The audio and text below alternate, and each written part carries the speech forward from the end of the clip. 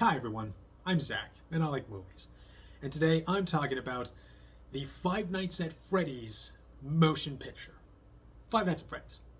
Never cared for it personally. I only really know about things about it pretty tangentially. What with it being such a big internet phenomenon, like cultural osmosis. Uh, and there were rumors about it being a movie since about 2015, as far as I'm aware.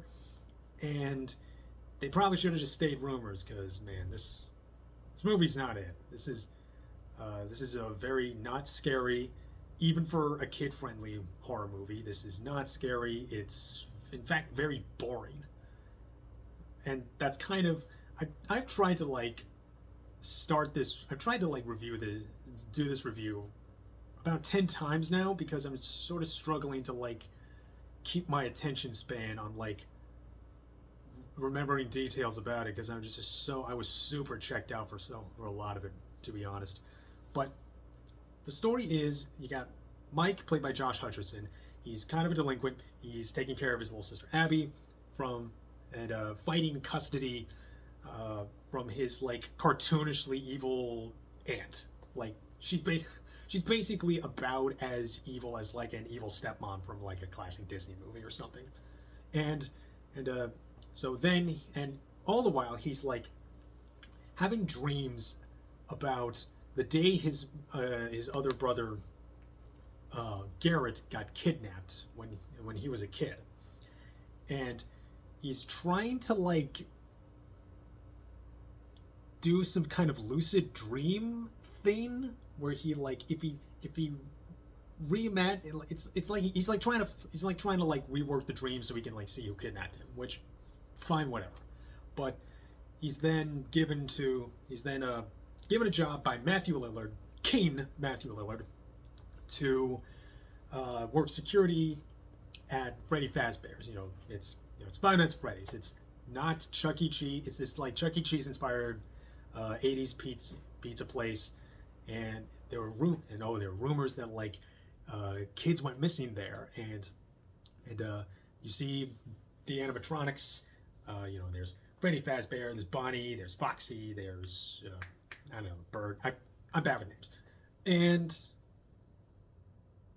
yeah, and to be honest, I think Five Nights at Freddy's as like a horror game has a pretty good conceit, and that's kind of my main problem with it as like a video game adaptation, where it doesn't get there's never a moment where it really captures any sense of like what makes playing the game like either fun or just scary. Because like as far as like the first game goes, the one I'm aware of, it's that it's not that the animatronics do anything like violent.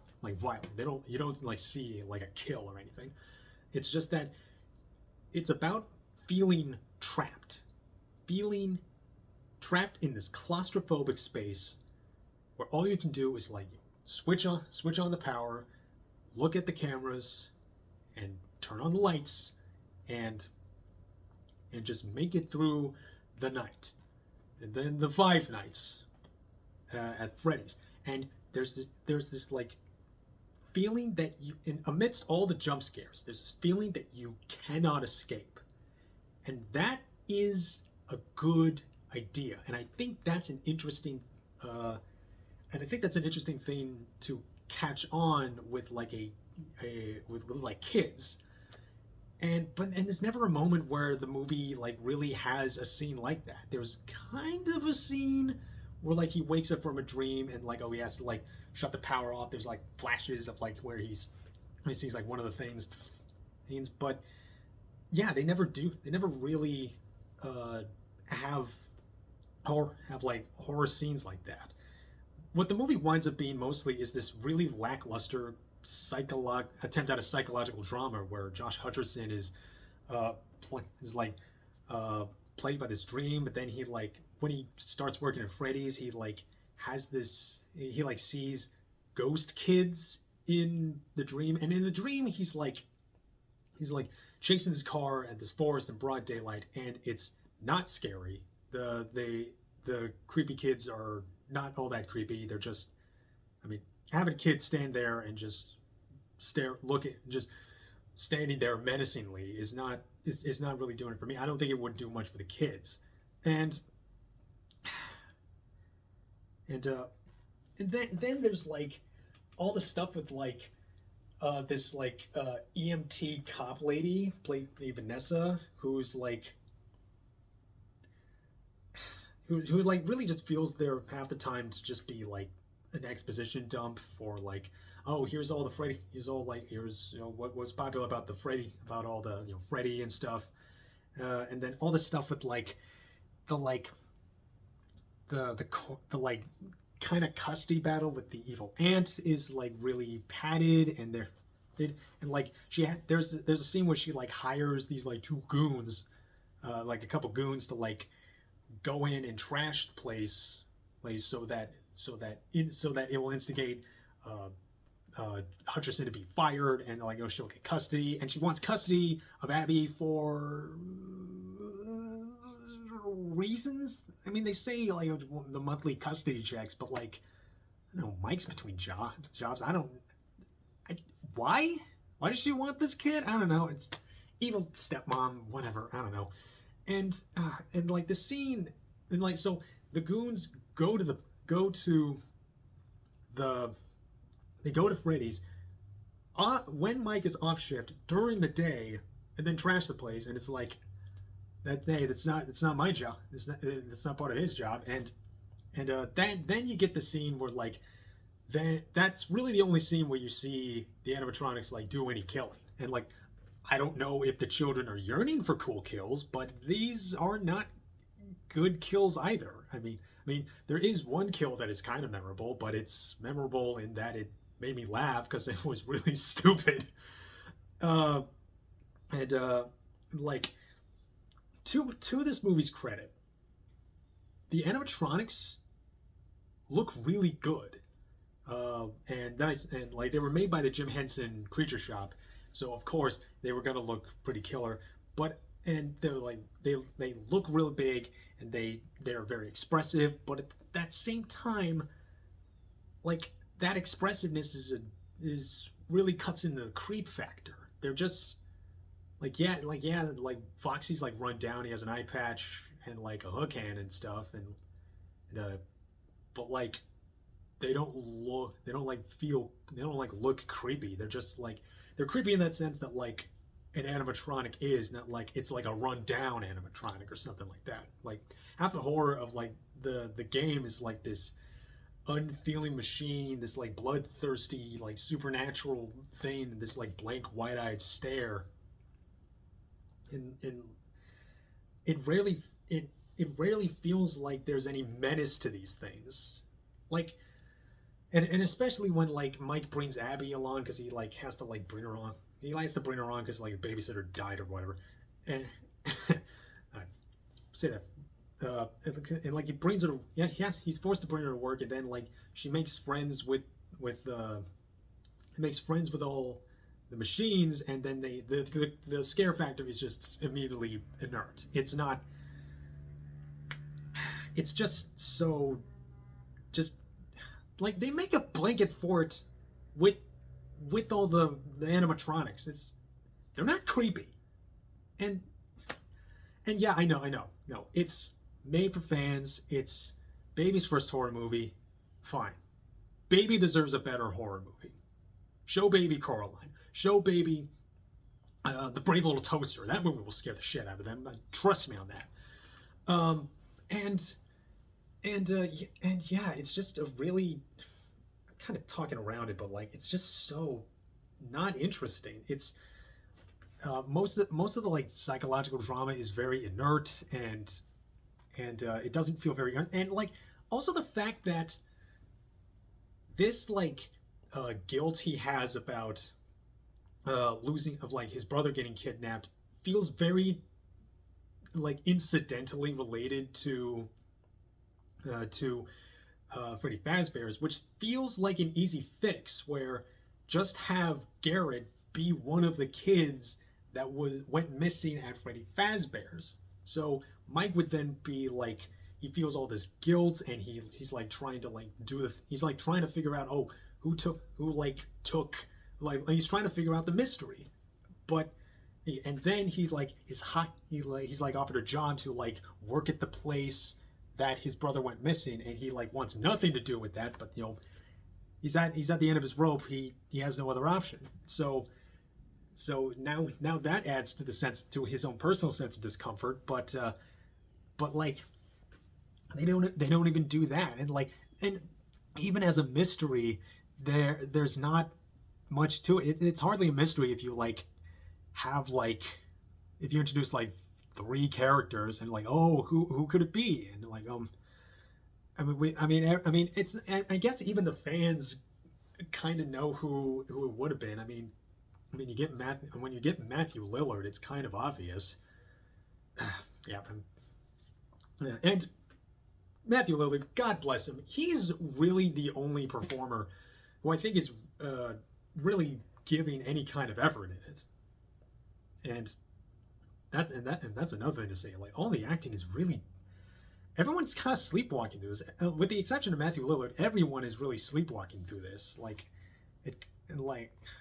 I guess, and I know that, and as far as like fan service, I know that there is fan service. Like, there's like this like little clown doll. There's like some jump scares with that thing, and it's like, there are moments where I notice a thing. It's like, oh, is that, I feel that it is fan service, but it's also just there.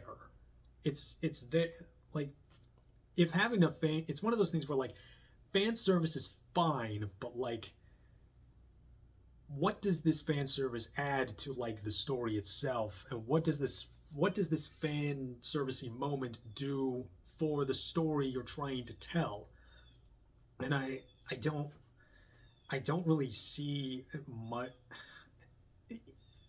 It's not that like there shouldn't, that like you should like let everybody who's not in the know. Like, I went into Dune having never read one of the books, and I understood that perfectly fine. But it's just, I don't know. It's just given me nothing really to work with, even as someone who hasn't like hasn't played the games. I don't even think I need to understand the games to understand like a basic like 4-quadrant horror movie, PG-13 horror movie. And yeah, I'm kind of running out of things to like complain about. The biggest killer of this movie is that it's just so boring to watch. There's that joke where like there's a joke going around where like the true Five Nights at Freddy's experience would be like watching the movie, but like in the corner, Markiplier is like freaking out at like everything going on, which honestly would be more entertaining because Markiplier is entertaining, and it would be stimulating. Like, it'd be like giving me something. It's like this movie, it just kind of feels mostly like dead air. Like, and honestly, it's like, yeah, honestly, it's just, there's not much to go on. Like, the Matthew Lillard was fun. The animatronics were cool. The animatronics were well made. The story was really the story was really not interesting, and it had like, it clearly had a lot of things for fans. I think fans might enjoy this because there's clearly a lot of like shouting out to the fans, like, oh, there's a Mad Pat cameo. He says it's a theory, and everybody soys. Yay, he said the thing. I don't know. I don't see much to go for with this movie. I don't think it has a lot of return value. I don't think it has a lot of like. I don't see this being like a big, and much of anything. Kind of like the franchise. Really, it doesn't appeal to me. I don't get much out of it. I don't care for it. But I'm sure you do. And if you do, that's fine. Not taking that away from you. I just don't think it works as like a movie. I don't think it works as horror. I don't think it works as like kid horror. Like I think there's great kid horror out there, and even like again like something like Coraline or like Roald Dahl's The Witches. That's a great horror movie that a kid can watch, really enjoy, and even be scared by. I do think kids need like sort of like a starter horror movie, but this movie isn't it. I think they would be more scared of the game if they do get scared of the game. But I don't know. Yeah, I'm just. I hate that I hate that I'm just kind of so like stop and go on this because it's just so just not.